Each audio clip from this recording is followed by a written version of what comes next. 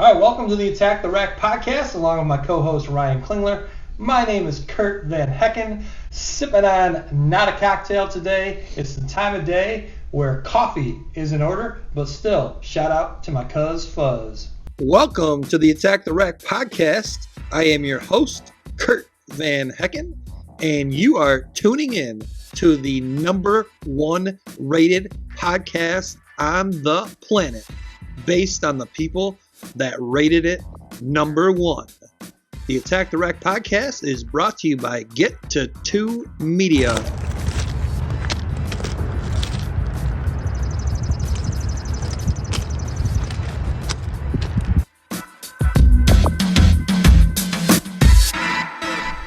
Attack the Rack podcast listeners, do you ever leave your home and have a desire to bring food and beverage with you? Is your desire halted by the fact that you do not want this food or beverage to get warm?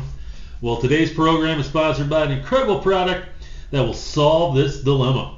Guys, today we are sponsored by Portable Cooler. When I hit the road and need to keep food and a beverage cold, I use Portable Cooler. And you should too. I actually, Ryan, just got a portable cooler today. It's going to be great for me to start bringing my lunches with me when I head out for the day for my daily journey that I have every day. Oh, where's your daily journey take you? Well, out making money. Oh, okay. Grinding. So I will, and then I got one of those little ice pack things to put in the bottom of it, so I don't have to use a bag of ice because the ice melts. Usually leaks. I think they call those ice packs. That's correct. I bought an ice pack. Yeah, not an ice pack thing. Oh, it's just an ice pack? Okay. Yeah, so I bought an ice pack. There we go. Bought an ice pack to put in the bottom of my cooler, my portable cooler, and I'll be able to throw a sandwich in there, maybe a banana in there, granola bar. Man. So yeah, pretty cool. Maybe a beverage. and definitely a beverage. A water bottle. So. Sure.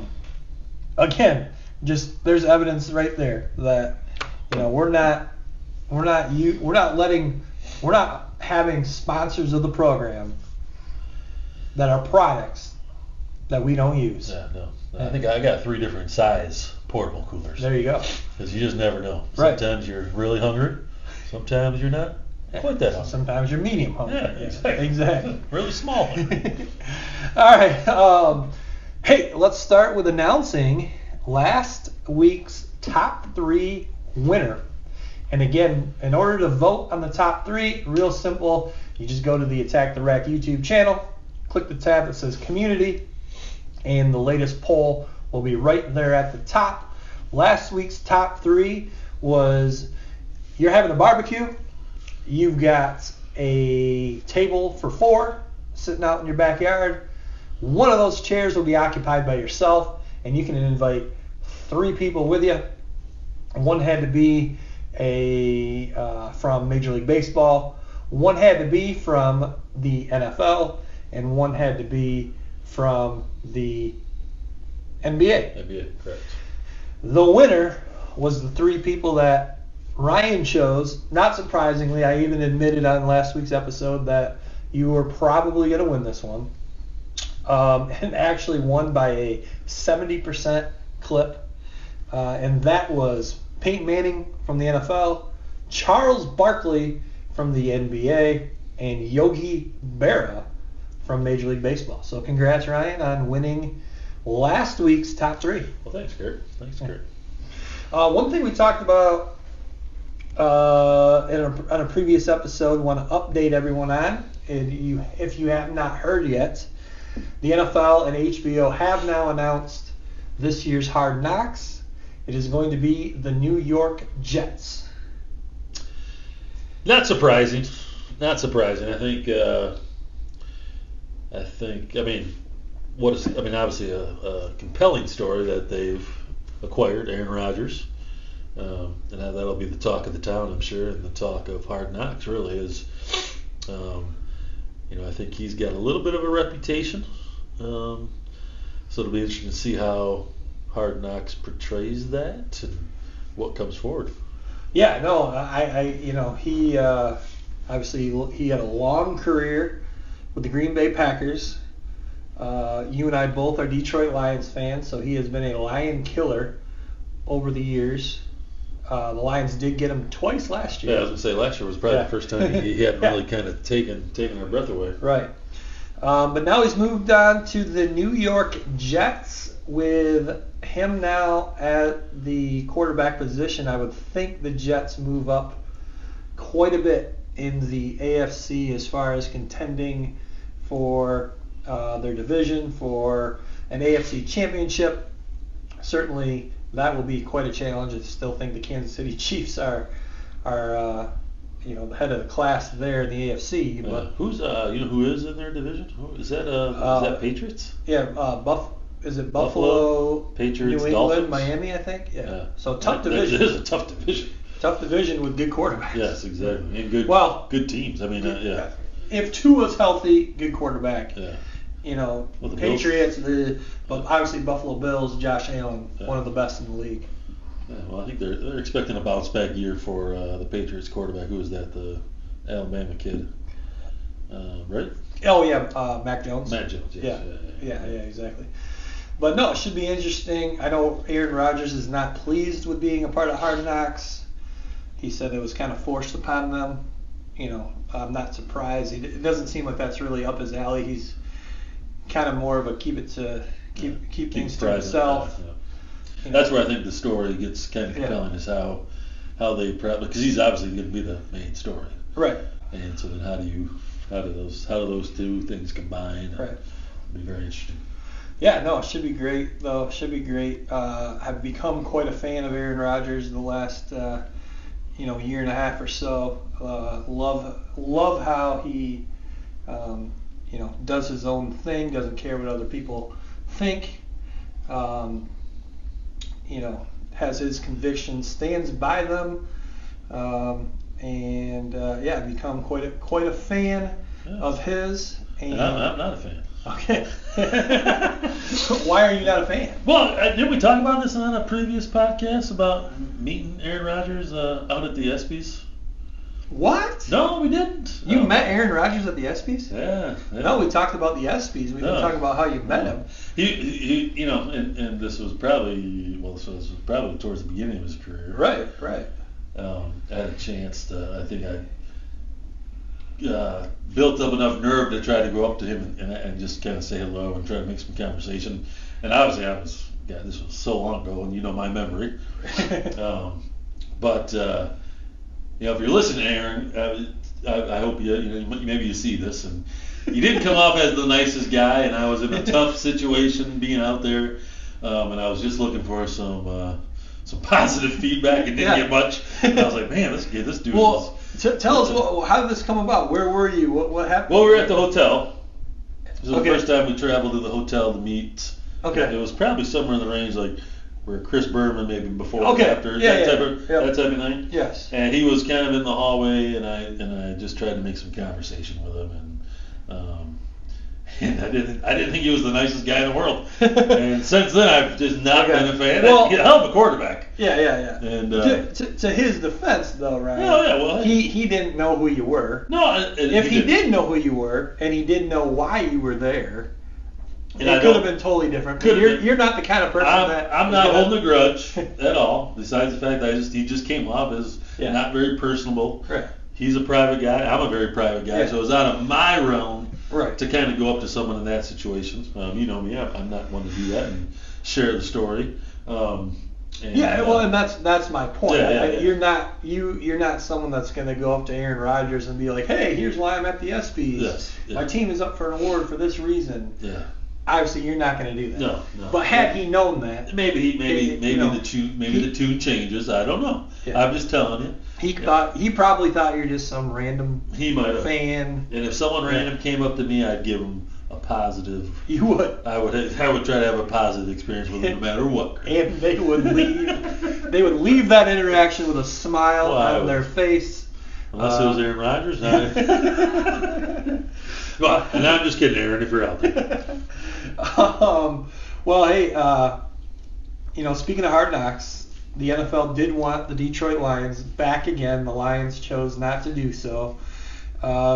As a Lions fan, I know I'm kind of disappointed. I would have liked to have seen them on again, and I think a lot of NFL fans in general are a little bit disappointed too, because I think everyone just really, really gravitated towards Dan Campbell. He's up there. He's the perfect character for Hard Knocks. He's up there with Rex Ryan and Chad Ochocinco, just really entertaining characters that show needs. I think it would have been hard to duplicate what he did last year. I think that's probably a reason the Lions probably declined, or if they had a choice in the matter. Because I think it's probably a huge distraction, and it's probably even tougher to kind of whatever he would do this year and the Lions would do during Hard Knocks probably couldn't duplicate some of the success from the show last year. I think it's probably a wise idea. And as a Lions fan, as much as you want to have that inside look, I'd rather not do it and let you go have a successful year. No, I agree with you there. I see what you're saying there, Ryan. But speaking of Dan Campbell, he's now been the head coach for 2 years. Where are you at with Dan Campbell?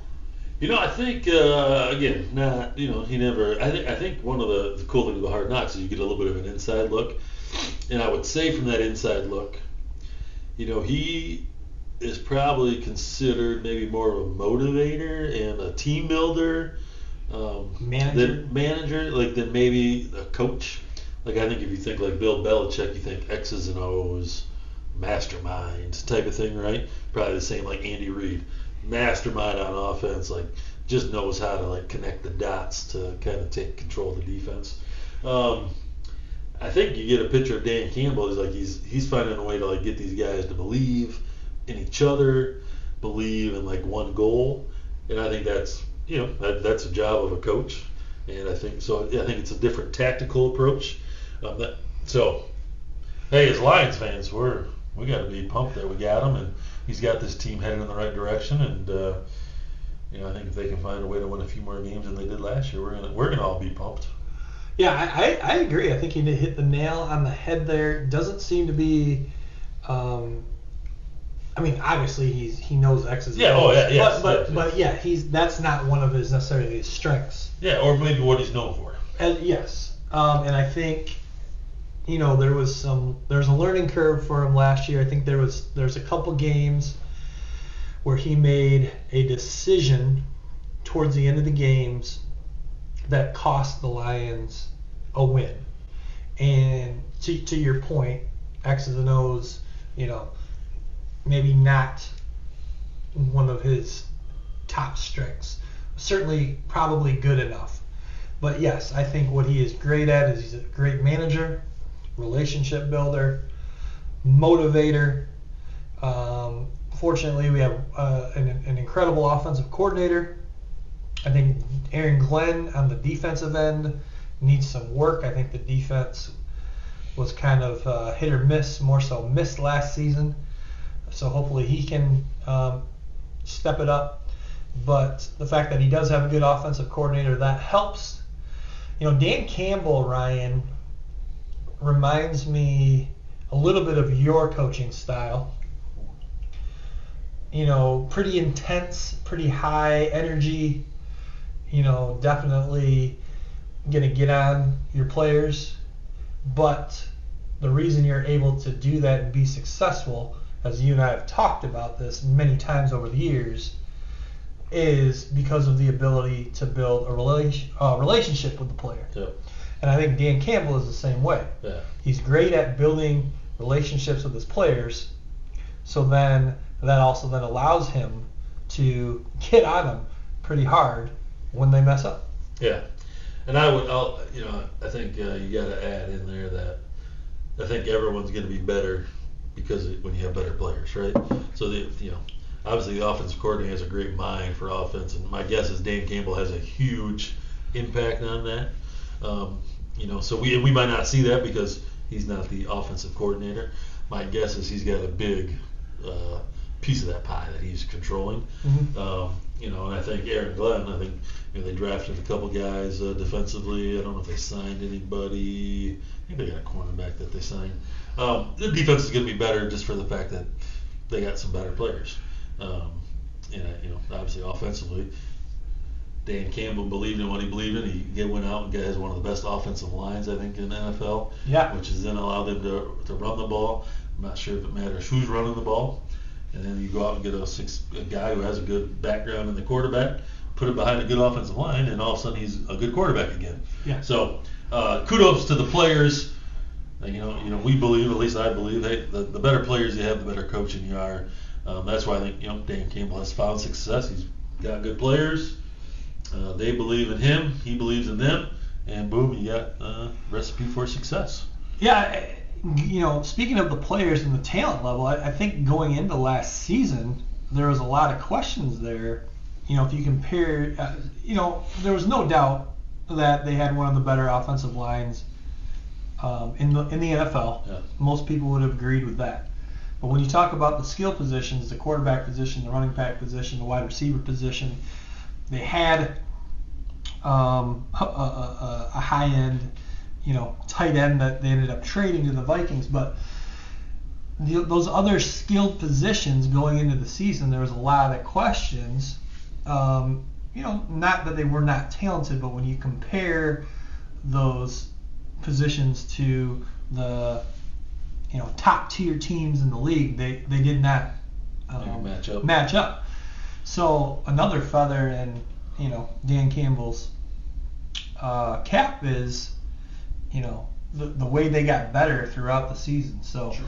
doing more with less. Yeah, and I'm not saying those guys aren't talented. I'm just saying when you compare them to the top echelon, top tier teams in the league, they really don't. Maybe they weren't known yet. Yeah, they weren't known yet. But I'd probably harp back to I bet if you go back and look at the offensive line, the prediction from the beginning, the top 10 teams, and to where those teams finished, most likely, and maybe we can do some research for next week. When you have a successful offensive line, a lot of those skill positions, things take care of themselves. So you see the growth. We've always struggled on the offensive line part of things for the Lions the last probably 10 years. Also, now you've built that, and now you've given a better opportunity to the skill positions. So shout out to the Hogs up front. Yeah, definitely. All right, I'm going to take a quick break, and then we'll be back with more of the Attack the Rack podcast. And welcome back to the Attack the Rack podcast. And speaking of players that emerged, skill position players, running back Jamison Williams, unfortunately, he's going to be out the first 6 games, suspended for gambling on Detroit Lions property. How's that going to affect the Lions the first 6 games? You know what? I think with the guy they drafted, I think their hope is that the offensive line is so good, it doesn't matter who you put behind there. So that's where I'm going. I think the rookie. I think they got another guy. They still have. They signed a third guy that's pretty solid. I think both the two and the 3 are gonna be just fine. Yeah, there's some depth definitely at the position, and when you've got an offensive line like the Lions have, maybe it doesn't matter so much how talented the running back is. Which I think you've seen a little bit. I don't think the running backs would agree, but I think you've seen through some of the free agency that people aren't willing. They feel like the running back is maybe a little more of a easier position to fill these days than it was probably 10 years ago when you had big names. Yeah, it felt like you have to have big names. So. Let's talk Jared Goff. Yeah. Started off the season struggling quite a bit, but then the last 10 games or so, there really wasn't a better quarterback if you look at overall statistics when you're talking quarterback rating, touchdown passes, lack of interceptions. I think he had 1 interception maybe in the last 10 games or something like that. Yards per pass. You could argue that statistically speaking, he was the best quarterback the last 10 games of the season. What Jared Goff are we going to see now? Are we going to revert back to the old Jared Goff, or are we going to continue to build on what we saw the last 10 games of the season? I think you're going to see probably a combination, Kurt. I think I think the way the Lions want to run the ball, that takes a lot of pressure off Jared. So I think he can have the success that he had in the second half. I don't think you're going to see a domination maybe like that. I think there's going to be a little more balance on the run early, which again I think is probably, if you look at last year, there was probably a little more reliance on the run early, and then that led to him being better in the second half of the season. So I think you see maybe a little more of a balance between the two throughout the whole year, and maybe not so much in the second half of the season. And again, offensive line provides more protection, more time. Yep. You get maybe a split second longer to make your decisions.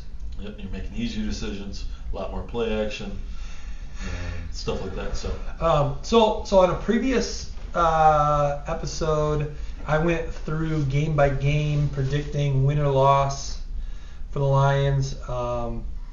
Prior to you joining the podcast as a co-host, you were on as a guest. You did the same thing. I think we both ended up a touch over 500, 10-7-ish range. I think I might have got to 11. 11-6. Yeah. So 11-6, that's playoffs. Yeah. Where I was at 9-8, 10-7. That's a little bit more challenging, but I do think they're a playoff caliber team. Yeah, obviously a tougher schedule probably this year than the last. But I think they're poised. Well, they had a tough schedule last year too. They did. But I think a little more pressure on them maybe this year with those tougher games. But I think, I was talking to a friend of mine who has season tickets, who was debating, hey, do I really want to do season tickets again? And I think, as a Lions fan, we know, man, the one time we stop supporting them, they're going to be successful. Yeah. So we're riding the success wave here that they're going to have a playoff type year. Well, and if you look at their division, I mean, the Bears, a little unknown. I mean, that Justin Fields scares me.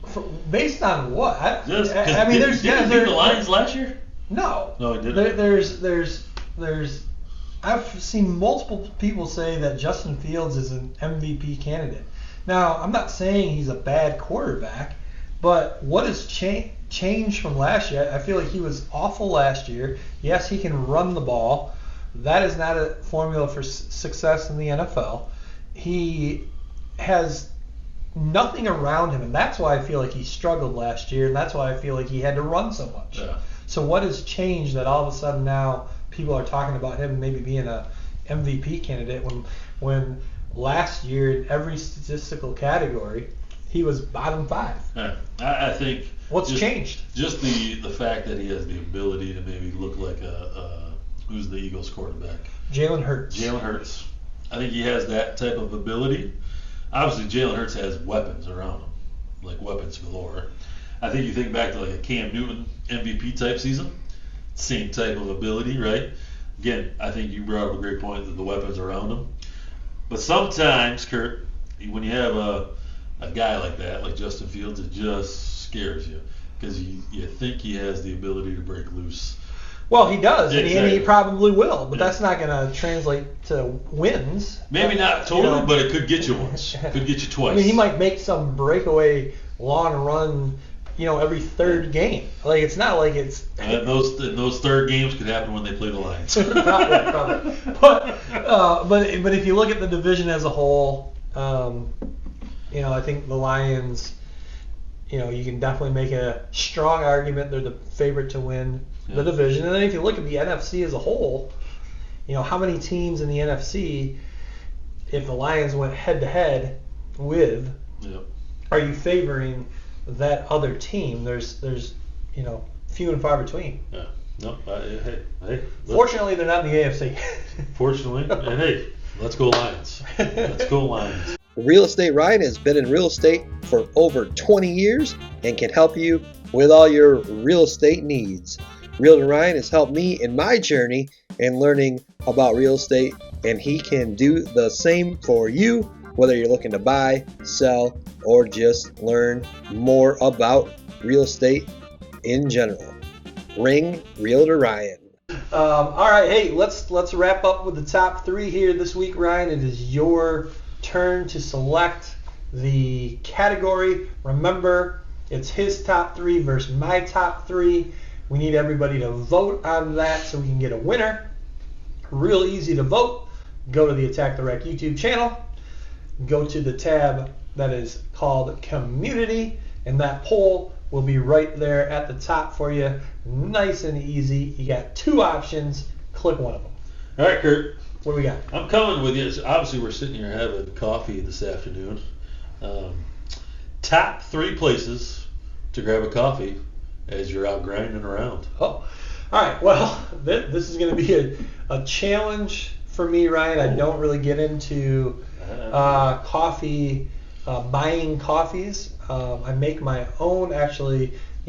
I make my own at home, but obviously we're in the Get to 2 Media studio today, where we did have producer Dale brew our coffee. He does a phenomenal job.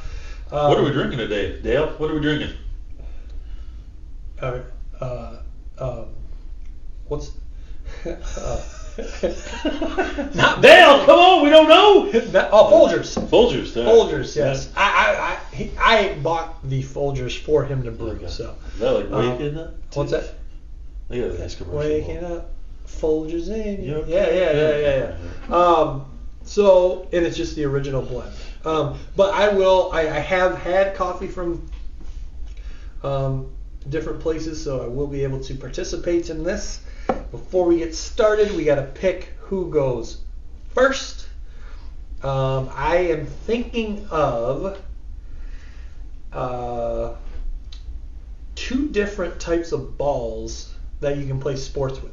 Ooh. Okay? One is a basketball. Okay.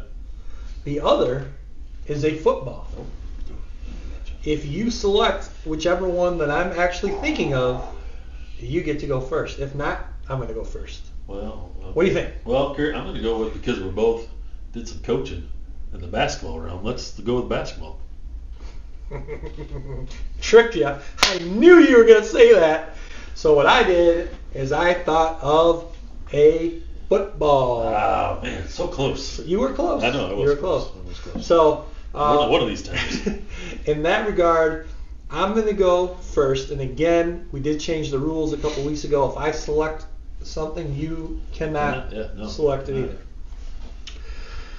So my number one choice, and if we were doing this with Coca-Cola, I would also choose this place, and that is McDonald's. Ooh, that's probably always really, really hot. Always really, really hot. Always really, really good. Get on the app. Get it for $1. Oh, nice. Yeah, Okay. yeah, every day. All right. All right. That's a tough one, because that's probably what my go-to. But I'm a big coffee guy.